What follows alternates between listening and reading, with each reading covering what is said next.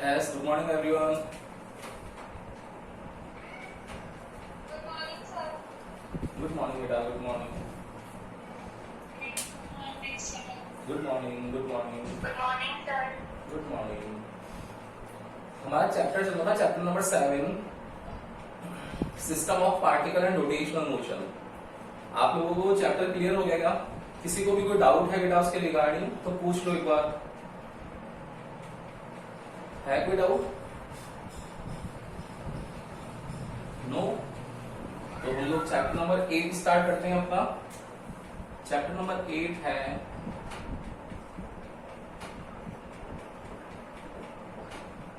Gravitation. Chapter number 8 है gravitation. क्या होता है ग्रेविटेशन में, क्या क्या है देखो। सबसे पहले इस चैप्टर को पढ़ने के लिए हम लोग ग्रेविटेशन चैप्टर को पढ़ने के लिए यूनिवर्सल लॉ ऑफ ग्रेविटेशनल पे आते हैं हम लोग। तो हेडिंग है हमारी first universal law of gravitation. क्या होता है यूनिवर्सल लॉ ऑफ ग्रेविटेशन? क्या होगा बेटा? आप लोगों ने पढ़ रखा है फर्स्ट चैप्टर में, बहुत इजी सा है यूनिवर्सल लॉ ऑफ ग्रेविटेशन। क्या कि लेट सपोज टू ऑब्जेक्ट्स हैं, first one is m1, second one is m2, the distance in between m1 and m2 is small r, then larger mass object will attract the lesser mass object towards it, then attraction force in between them is directly proportional to multiple of their masses and inversely proportional to square of distance in between them। ये हम लोग पढ़ के आए हुए हैं। तो क्या होगा इसके according? therefore from equation first and equation second, f is directly proportional to m1 m2 over r square। When we remove the proportionality sign, then constant will come, f equals to g m1 m2 over r square, where g is the universal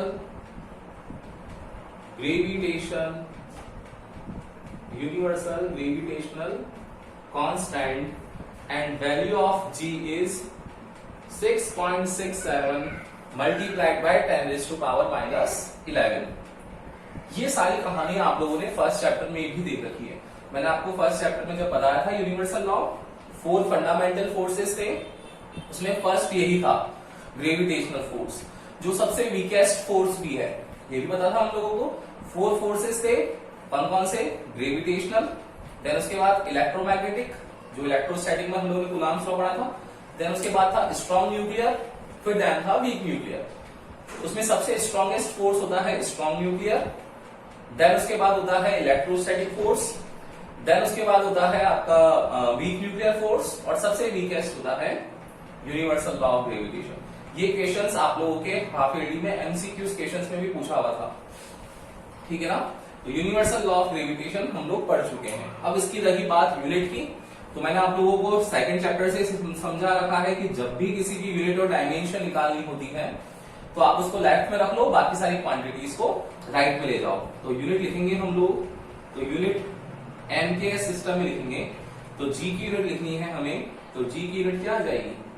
F into R square over m1 m2। देखो right hand side में ले रहे हैं हम लोग सारी quantities को, तो क्या आ जाएगा? फोर्स की unit newton into metre square, और ये हो जाएगा kg स्क्वायर। तो what will be the value of g? 6.67 into 10 raised to power minus 11 newton into metre square over kg square.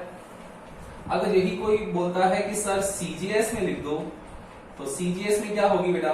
CGS में हो जाएगी F। सीजीएस में F को लिखते हैं डाइन से सेंटीमीटर स्क्वायर, मास के लिए हो जाएगा ग्राम स्क्वायर।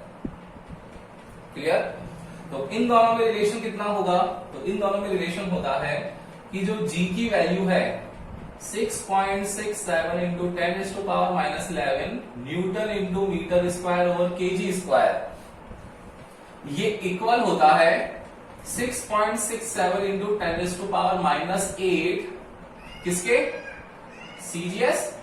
तो dyne into centimetre square over gram square. ये रिलेशन भी मैंने आप लोगों को एमसीक्यूज के क्वेश्चंस में दिया था कि आपको इस newton into metre square over KG square को चेंज करना है।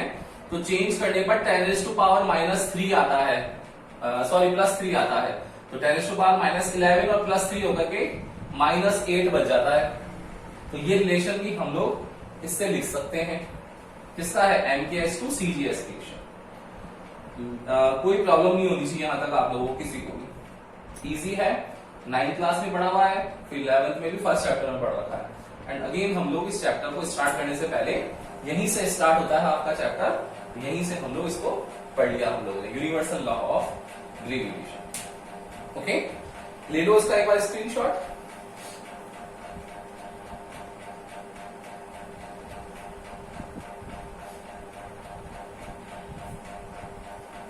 ले लिया स्क्रीनशॉट ना। अब इसके अंदर आता है कि यहां पर आप लोगों के पास जो ग्रेविटेशनल कांस्टेंट आया है, ये कैपिटल जी स्मॉल जी से डिफर होता है क्या, और स्मॉल जी है क्या, उसकी वैल्यू को देखना है। कैसे वैल्यू फाइंड करते हैं वो पूरा प्रोसेस देखना है।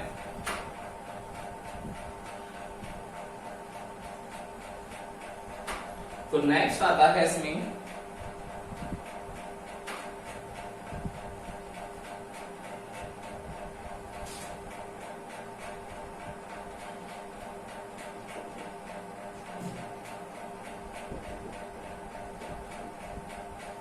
ग्रेविटेशनल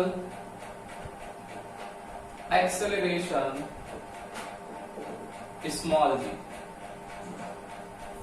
ग्रेविटेशनल एक्सेलरेशन स्मॉल जी। अब देखो, मैंने आप लोगों को क्या समझाया है कि यहां पर जो जिसका मास ज्यादा है ऑब्जेक्ट का, वो लेसर मास ऑब्जेक्ट को अपनी ओर अट्रैक्ट करेगा। मतलब m1 जो होगा वो अट्रैक्ट करेगा m2 को। अब ये जो ग्रेविटेशनल एक्सेलरेशन है, ये ग्रेविटेशनल एक्सेलरेशन हम लोग फाइंड करना चाहते हैं फॉर अर्थ। जितने भी आप लोगों के प्लेनेट हैं, उन सबका पर्टिकुलर अपना अपना अपना ग्रेविटेशनल एक्सेलरेशन होता है। हर एक प्लेनेट जो है, हमारे जो 9 तो है ही हैं, वो 9 भी सन के अराउंड जब रोटेट करते हैं तो रोटेशन में उनकी सबकी अलग अलग वेलोसिटी होती है। क्यों? क्योंकि डिस्टेंस अलग अलग है सन से।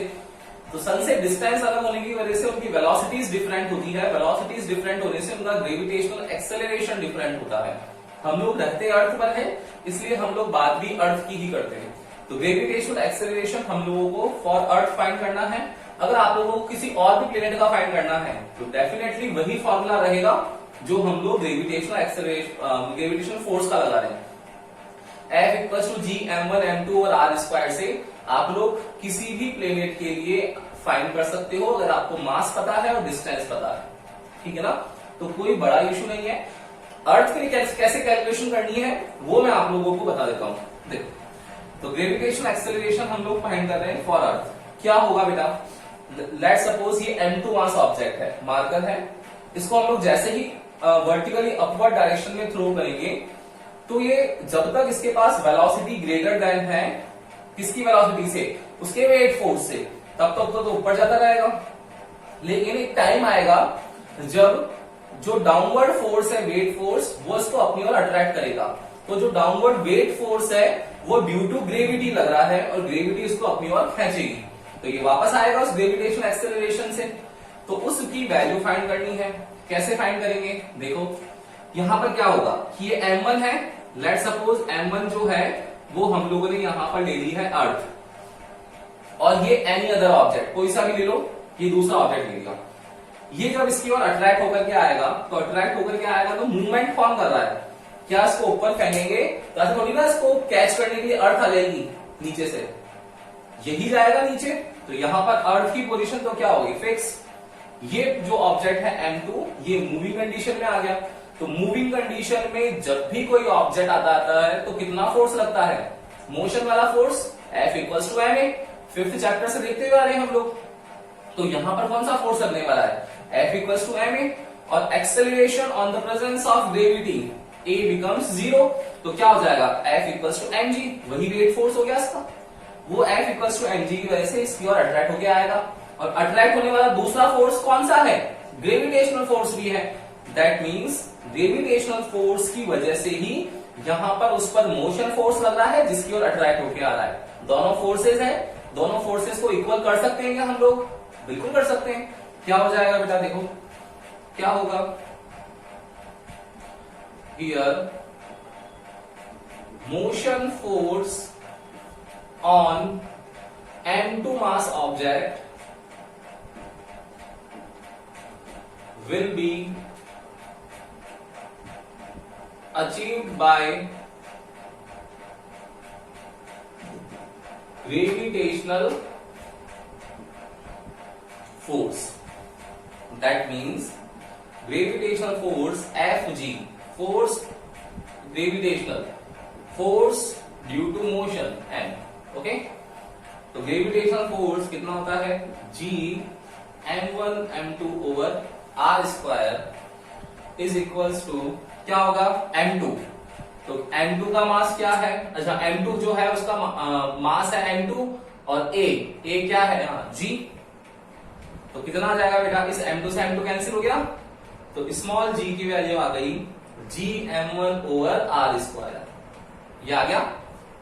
अब यहां पर देखना पड़ेगा कि कौन सी चीज क्या है, देखो ध्यान से देखना होगा, इसमें सब हेडिंग है इसकी, नेक्स्ट वैल्यू ऑफ जी। देखो कैसे निकालेंगे, स्मॉल जी की वैल्यू क्या आ रहा है, कैपिटल जी, आप सबको पता ही है कैपिटल जी कितना होता है, m1 किसका है, अर्थ का। तो मास ऑफ अर्थ कितना होता है भाई, मास ऑफ अर्थ, जहां रहते हो उसका जगह का पता है ना आपको, अपना होम एड्रेस सबको पता है, तो मास भी तो पता होना चाहिए, जिस प्लेनेट पे रह रहे हो बताओ कितना होता है, ध्यान है किसी को,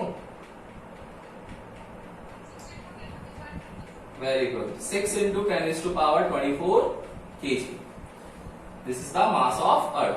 अब देखो सेकंड चीज, ये डिस्टेंस इन दोनों के सेंटर में है, तो जैसे ही बेटा ये ऑब्जेक्ट अट्रैक्ट होकर के m1 की तरफ शिफ्ट होगा, तो क्या ये डिस्टेंस कम होती जाएगी क्या, बिल्कुल होगी कम, और एक टाइम आएगा कि जब ये इस अर्थ की सरफेस से कोलाइड हो जाएगा, मतलब ये डिस्टेंस जो होगी क्या रेडियस ऑफ अर्थ के इक्वल होगी या नहीं होगी, बिल्कुल होगी। तो यहां पर जो r है वो देखो r किसके इक्वल होगा, रेडियस ऑफ अर्थ के इक्वल हो जाएगा, and radius of earth is 6400 kilometre, but kilogram के साथ मीटर आता है, किलोमीटर नहीं लिख सकते, तो we will convert this 6400 multiplied by 10 is to power 3 meter. Now put the value of all these, देखो g की value 6.67 into 10 is to power minus 11, mass is 6 into 10 is to power 24, distance 6400 into 10 is to power 3 whole square। जब हम लोग इसको solve करेंगे, आज सभी ने बैठ करके सॉल्व करना, तो आंसर आएगा आप लोगों का 9.816, ऐसा कुछ समथिंग चलता जाता है, तो हम लोग इसको क्या कर लेते हैं, 9.8 के नियर अबाउट ले लेते हैं।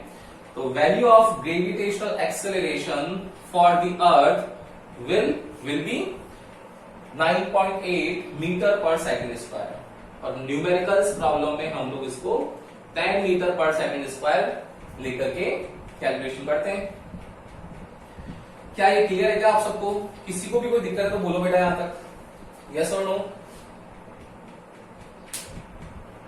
बोलो, है क्या, नहीं है ना, कर लोगे, ऐसे जगह कोई भी प्रॉब्लम है, देखो बहुत इजी सा है, ग्रेविटेशनल एक्सेलरेशन फाइंड करना था, तो ग्रेविटेशनल एक्सेलरेशन क्या होता है, एक्सेलरेशन शुरू से समझा रखा है मैंने, कि एक्सेलरेशन होता है वेलोसिटी में चेंज। तो जब ये ऑब्जेक्ट यहां पर दोनों प्रेजेंट है, तब तक उनके बीच की डिस्टेंस स्मॉल r है, लेकिन जैसे ही मोशन फोर्स की वजह से अट्रैक्ट होगा, तो मोशन फोर्स की वजह से दो चीजें हो रही है। फर्स्ट चीज कि यहाँ मोशन फोर्स की वजह से एक तो डिस्टेंस कम हो रही है, मतलब जो रेडियस इनके बीच डिस्टेंस है r, वो रेडियस ऑफ अर्थ में कन्वर्ट हो रही है, फर्स्ट चीज। सेकंड चीज ये मूविंग कर रहा है तो मोशन फोर्स लग रहा है, तो जो मोशन फोर्स है वो कहां से अचीव किया है, वो अचीव हुआ है ग्रेविटेशनल फोर्स से। तो दोनों को इक्वल करके वैल्यू कैलकुलेट करेंगे हम लोग, तो उससे आंसर आ जाएगा हमारा 9.8 metre per second. Is that clear? कोई डाउट है यहां तक आप लोगों को? बोलो। नहीं? चलो तो ले लो उसका एक बार स्क्रीनशॉट। नेक्स्ट टॉपिक करते हैं।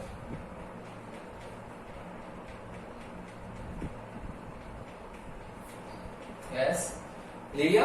अब देखा नेक्स्ट टॉपिक है बेटा इसमें कि क्या ये 9.8 सब जगह फिक्स रहता है क्या, कि कहीं पर भी आ जाओ चल जाओ अर्थ के नियर अबाउट, अर्थ से फार अवे, तो हमेशा ये 9.8 ही रहेगा क्या? ऐसा थोड़ी ना होता होगा, कहीं ना कहीं चेंज होता होगा। तो कितना चेंज होता है वो देखना पड़ेगा हम लोगों को। तो नेक्स्ट हेडिंग, इंपॉर्टेंट हेडिंग वही है हमारी। यहां तक आप लोगों ने पहले भी पढ़ रहा था।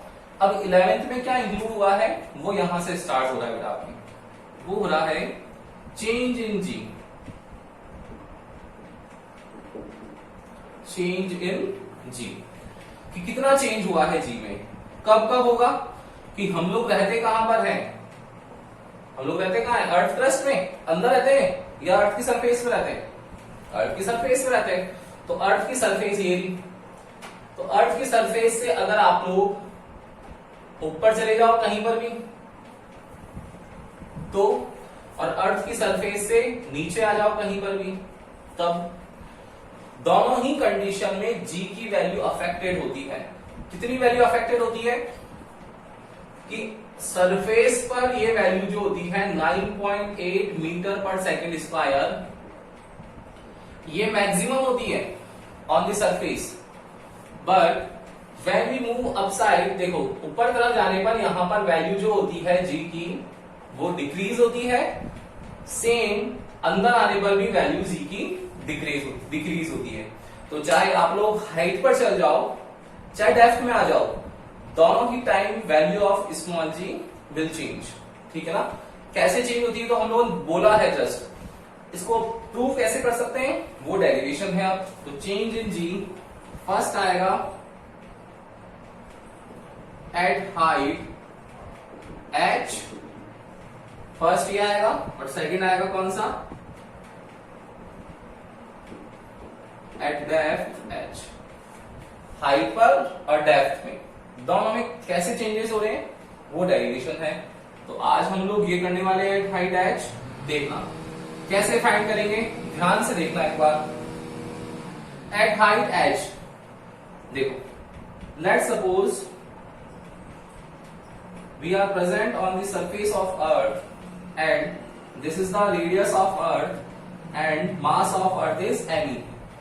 ओके, जब हम लोग यहां से, इसकी सरफेस है, इस सरफेस से h हाइट पर कोई एक ऑब्जेक्ट है, ये हाइट जो है वो कितनी है, h है। तो टोटल डिस्टेंस कितनी होती है बेटा दो ऑब्जेक्ट के सेंटर्स के बीच में, कितनी होती है, स्मॉल आर।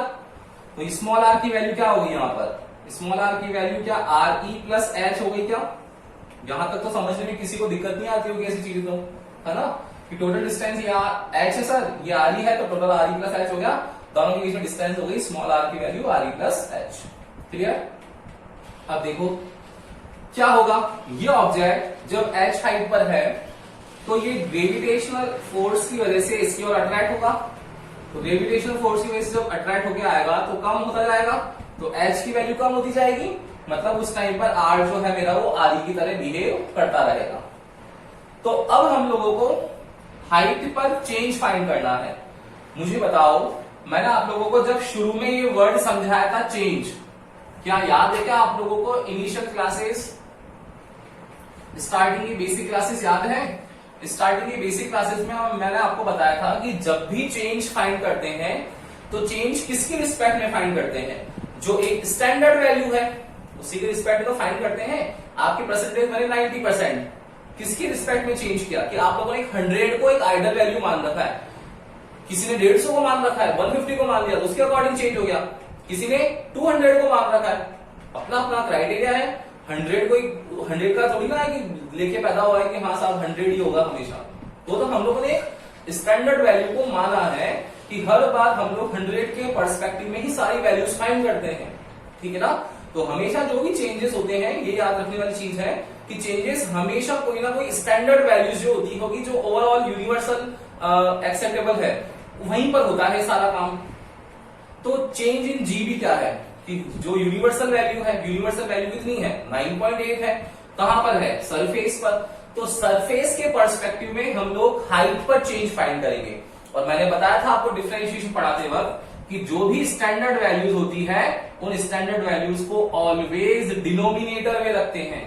क्या ये आपको याद है क्या, है ना। तो यहां पर हम लोग चेंज फाइंड करेंगे इन जी में। तो फर्स्ट चेंज लिखेंगे हम लोग कहां पर, सरफेस पर। सेकंड चेंज लिखेंगे हम लोग कहां पर, एट हाइट एच। और दोनों के अंदर चेंज फाइंड करना है हम लोगों को। तो हम लोग स्टैंडर्ड वैल्यू जो होगी सरफेस वाली, उसको डिनोमिनेटर में रख करके कैलकुलेशन कर लेंगे। कोई दिक्कत नहीं है यहां तक। आया समझ में। एम करना क्या चाह रहे हैं हम लोग, देखना बेटा क्या होगा। The value of gravitational acceleration on earth surface कितना होगा, G S equals to G mass of earth M E, distance is R E square. यही तो होता है डिस्टेंस अर्थ सरफेस के लिए, तो यही है ये equation first. Now again gravitational acceleration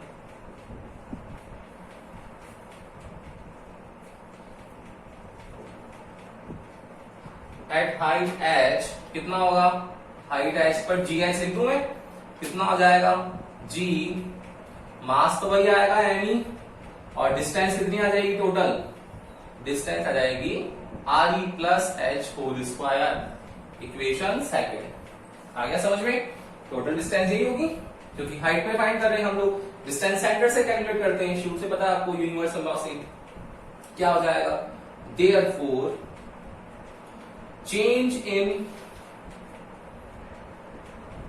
ji H with respect to G S. इस लाइन का मतलब समझ में आ गया क्या, मैंने जी एच को पहले क्यों लिखा। कोई ये तो नहीं बोलेगा कि sir change in G S लिख सकते हैं हम लोग, नहीं लिख सकते ना। क्यों, क्योंकि जी एस क्या है, स्टैंडर्ड वैल्यू, और स्टैंडर्ड वैल्यू कहां आती है, डिनोमिनेटर में आती है। चेंज फाइंड करते हैं तो change in G H with respect to G S कितना होगा बेटा, G H over G S. G H की वैल्यू कितनी है, ये दी, फिर डिवाइड करेंगे जी एस को तो रेसिप्रोकल हो जाएगा उसका, तो क्या आ जाएगा R E square over G M E. G M E cancel हो गया, तो क्या आ गया आप लोगों के पास answer, R E square over R E plus H whole square. Clear, R E square का कॉमन ले सकते हैं यहां से हम लोग, ब्रैकेट में से ले सकते हैं, तो क्या हो जाएगा G H over G S equals to R E square. इस आर ई को बाहर ले लेंगे हम लोग, ये आर ई स्क्वायर, पीछे क्या बच जाएगा 1 plus H over R E whole square. क्या ऐसा आप लोगों को लेना आता है क्या कॉमन, कुछ बच्चों को डाउट होता है भाई, अरे ये चीजें आती ना लेना आप लोगों को कॉमन। कॉमन क्या होता है, जरूरी थोड़ी होता है कि जो कॉमन दिख रहा वही आता है। कॉमन हमारी इच्छा है जहां से लेना चाह रहे हैं हम लोग। कॉमन आर ई ले लिया मैंने, तो इस एच के पास है ही नहीं, तो जब एच के पास नहीं है तो डिवाइड में चला जाएगा। क्यों, क्योंकि इसको अंदर मल्टीप्लाई करेंगे तो ये स्क्वायर है, ये अंदर होगा तो ये आर ई बचेगा, आर ई प्लस इस आर ई से आर ई कैंसिल होगा, तो आर ई प्लस एच का होल स्क्वायर आगे बच जाएगा वापस अगेन। क्लियर है ना, तो ये आर ई स्क्वायर से कैंसिल हो गया, तो वैल्यू कितनी बच गई, वैल्यू आ गई आप लोगों के पास G H upon G S equals to 1 over 1 plus H upon R E whole square. Is that clear, कोई दिक्कत है यहां तक तो बोलो बेटा, नहीं है ना। अब देखना, इसको सॉल्व करना है आप लोगों को। कैसे सॉल्व कर सकते हैं हम लोग,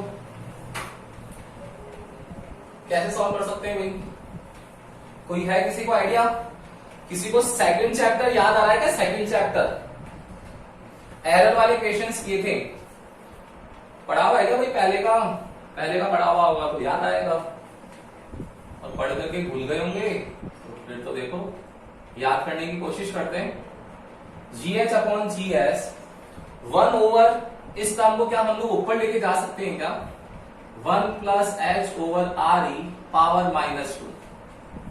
कुछ याद आ रहा है क्या? सिखाया था मैंने बाइनोमियल एक्सपेंशन। मैथमेटिक्स वाले बच्चों को तो सबको याद होगा, पढ़ भी लिया होगा मैथ्स में।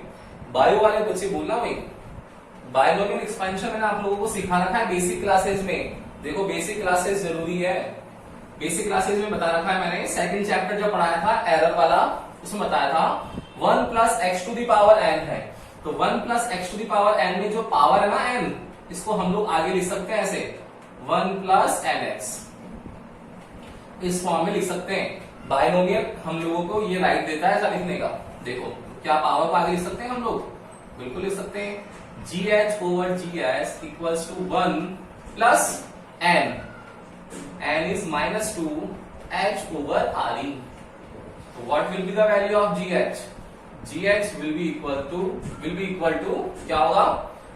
GH equals to GS 1 minus 2h over RE is your answer.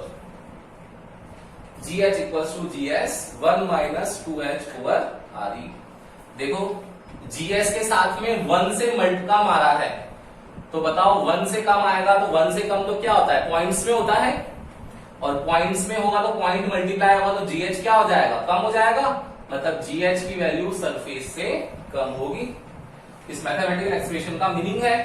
नहीं आता समझ में तो अभी स्पेशल केसेस और देखेंगे, उसमें भी कर सकते हैं हम लोग कवर इसको। क्या समझ में आया क्या आप लोगों को? यस और नो बोलो भाई, यहां तक कोई समझ में कोई दिक्कत है तो यस। आरुषि, आशी, सिद्धि, हिरण्या, नेहा, शिवानी, रानू, जयवर्धन, किसी को दिक्कत तो बोलो बेटा। यस और नो? नहीं है दिक्कत कोई भी? चलो तो ले लो एक बार इसका स्क्रीनशॉट, बहुत इजी है। स्क्रीनशॉट लो, उसके स्पेशल केसेस देखते हैं कि सच में क्या ऐसा होता है क्या? हाइट से ऊपर जा रहे हैं तो कम हो रही है वैल्यूज। उसके स्पेशल केसेस में और क्लियर हो जाएगा। ले लिया स्क्रीनशॉट? अब देखना, देखते हैं हम लोग कि क्या सच में ऐसा होता है क्या कि हाइट के चेंजेस हो रहे हैं।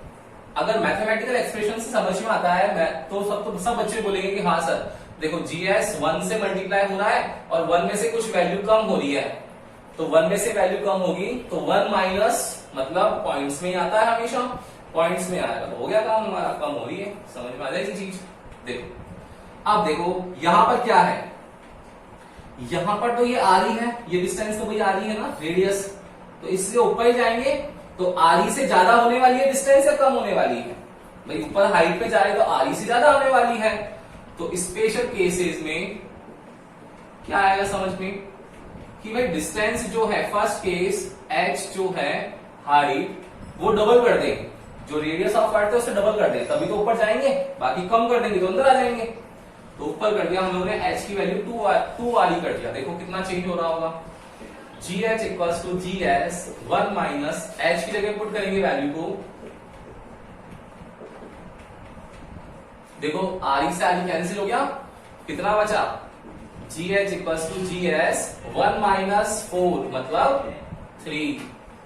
देखो कम हुआ है नहीं हुआ? हो गया ना, 3 टाइम्स कम हो गया। फिर देखो second, H equals to thrice कर दो, 3 RE कर दो, कितना हो जाएगा? और कम हो जाएगा। GH equals to GS 1 minus 2, H की जगह लिखेंगे 3 RE अपॉन RE। देखो फिर कैंसिल हो गया तो GH कितना बच गया? GS 1 माइनस 2 3 जा 6, 2 3 जा 6, कितना बचा? 5, तो GS माइनस RE। तो क्या कंक्लूड कर सकते हैं हम लोग कि जो हाइट पर वैल्यू चेंज हो रही है वो किस रेशो में हो रही है? किस रेशो में हो रही है? 1 रेशो, 3 रेशो, 5 रेशो, 7 रेशो, और पावर के अंदर वैल्यूज जो है वो हाइट पर कम होती जा रही है ग्रेविटेशनल एक्सीलरेशन की। Therefore value of GH ratio GS होगा, वो कितना होगा? 1 रेशो, 3 रेशो, 5 रेशो, 7 रेशो, 9। इस तरीके से वैल्यूज जो होगी वो हाइट पर जाने पर वैल्यू कम होती जाएगी। क्लियर है सबको? आ गया समझ में? इजी है ना? देखो तो ले लो इसका स्क्रीनशॉट एक बार। इसके आगे सेकंड डेरिवेशन है एट डेफ, तो डेफ में भी देखेंगे हम लोग कितनी वैल्यू चेंज होगी। तो डेफ में कितना है अपने पास, टोटल आर है, इस आर को डिवाइड कर लेंगे। तो टोटल आर को डिवाइड करेंगे तो 4 पार्ट्स में कर लो, 1/4, 1/2, 3/4 और टोटल सेंटर पे पहुंच जाओगे 0 पर। तो वो चेंज हम लोग कल देखेंगे। क्लियर है ना? तो यहां तक आप लोगों को कोई दिक्कत नहीं होगी एच की वैल्यू फाइंड करने में कि हाइट पर एच की वैल्यू, जी की वैल्यू कम हो रही है। ओके, ले लो उसका स्क्रीनशॉट। ले लिया? तो इसके आगे हम लोग कल करने वाले हैं। जो भी डाउट आता है पढ़ा करो बेटा। देखो सेकंड चैप्टर का था बायनोमियल एक्सपेंशन, जिनको याद आ गया वो तो बहुत अच्छी बात है। जिनको नहीं आया सोचो कि सेकंड चैप्टर की चीज अभी तक याद नहीं आ रही क्या, फर्स्ट बुक कंप्लीट होने को आई है। तो सारी वीडियोस अपलोडेड हैं, देखा करो, डाउट आए तो क्लियर करा करो, नेक्स्ट क्लास में आके पूछा करो। ओके, कल मिलते हैं। Good day.